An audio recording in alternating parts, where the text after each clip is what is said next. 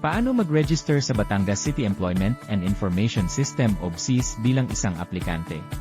Buksan ang browser na available sa inyong device at search ang Batangas City Employment and Information System o www.batsispeso.com.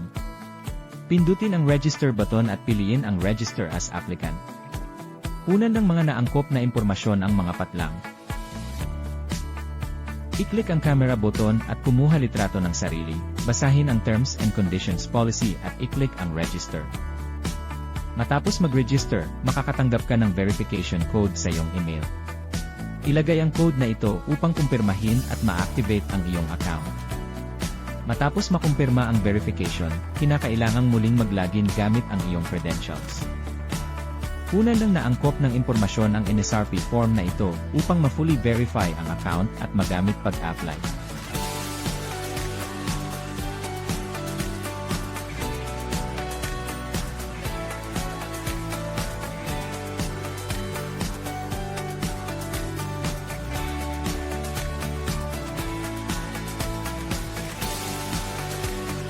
Kumpletuhin ang iyong impormasyon upang makatanggap ng mas epektibo at angkop na job recommendations. Para sa personalized job recommendations, magtungo lamang sa homepage at maaari ka nang mag-apply sa trabahong iyong napili.